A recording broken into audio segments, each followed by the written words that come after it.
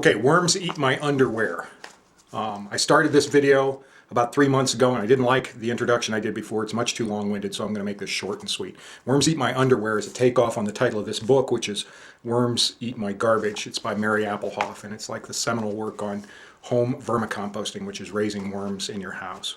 Why would anybody want to do this? They want to do it because it takes waste that you would otherwise throw away, organic types of waste like shredded newspaper, your coffee grounds, your kitchen scraps, and it puts them in an environment where these red worms can work on it and they digest it and they turn it into something called vermicompost, or ultimately just vermicast, which is worm poop, which is an excellent soil amendment. So you're taking stuff that would otherwise get thrown away and you're turning it into something useful, and for some reason this is incredibly interesting to me, and I know that's weird that anybody would want to keep worms in their house. I keep my worm bin in my basement. I've had it for about a year.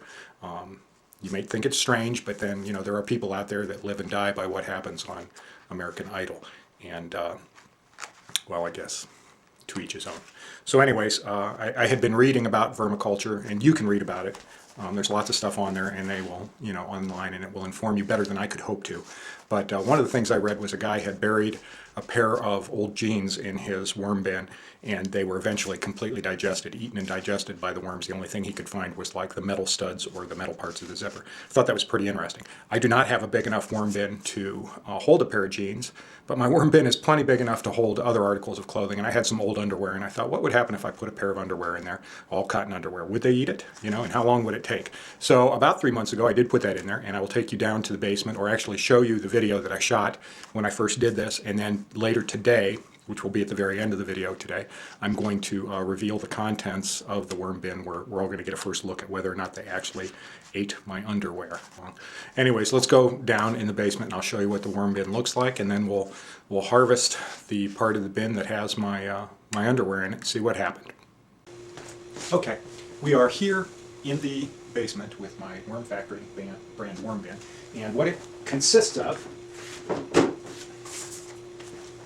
is several stacking bins that look like this. They are square, about, I'm going to guess, about 5 inches deep, and the bottom of them is a grid, and that's so that the material as it lays in there can get oxygen from underneath, and you know, the worms and the decomposition process needs oxygen.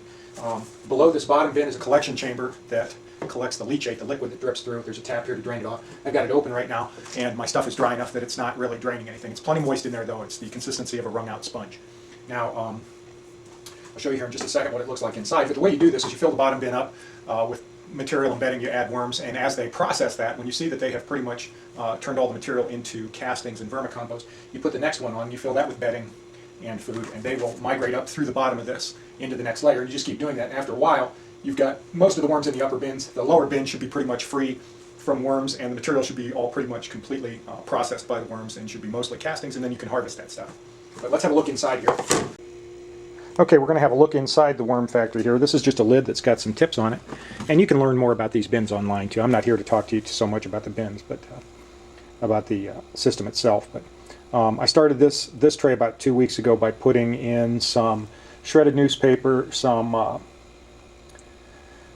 coffee grounds that I actually recycled from Starbucks. I mean, I have my own coffee grounds, but you can get a lot of coffee grounds from Starbucks.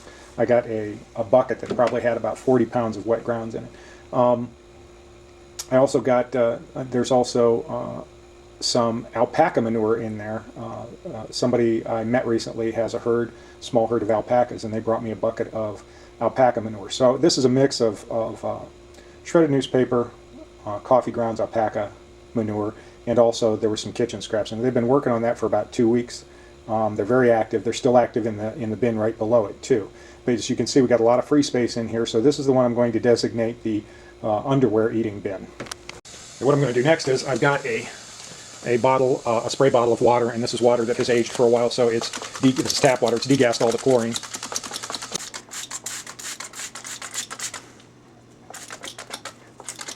But that's relatively damp.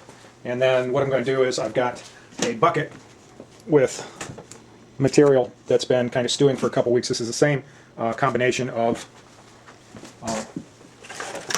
dampened newspaper and kitchen scraps, coffee grounds, etc., and also some old compost. There you can see some the leftovers from a a bunch of celery. How about if I just dump this in on there? There we go. Quite a bit of gunk there, and there are even some worms already living in there because I've been sorting through some other parts of the bin, throwing loose worms in there. And they appear to be active, which means this stuff isn't too hot, it's not composting too fast, it's not too acidic. But the plan now through all this is going to be to leave this alone for a couple months. I'm going to try to leave it alone for 2 full months before we come back and actually start digging in there to the level of the underwear to see what's going on. But at most I will peek at the top of this, but I'm going to try to leave it alone pretty much for 2 months. Other bins may go on top of that, other trays may go on top of that, but I'm going to leave this one as undisturbed as I can for the next 2 months. Okay, we'll come back and see what's going on with it. Back down here, 3 months has elapsed. It's now the middle of January. It was sometime in October when I placed that stuff down here. You're going to notice that the stack has grown some. It's because I've been adding stuff to the top. And then when I got to my maximum number of these trays, I started taking things off the bottom. Every time I took one off the bottom, I would refill it and put it on top. So the tray with the underwear has progressively moved down. It is now the bottom one here. I had marked it with a little mark here so that I would know. And now we're getting ready to, I'm going to pull all these ones off top so I can get this one off, and I'm going to dump it and we'll see what was inside. I'm just going to take and scoop some stuff out first here. Not seeing any. Uh-oh.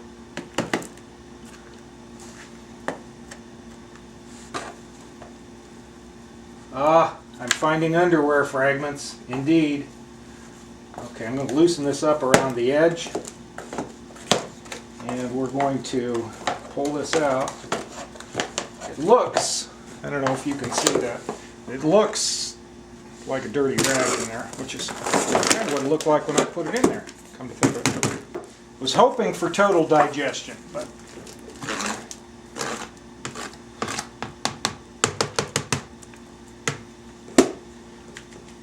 okay, I'm seeing quite a bit of stuff here. I wondered about this.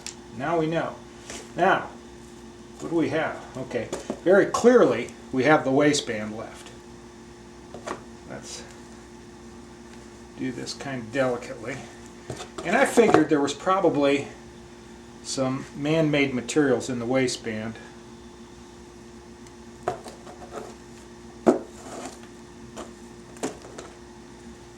Lots of worms in here though still. I don't know if you can see that, but now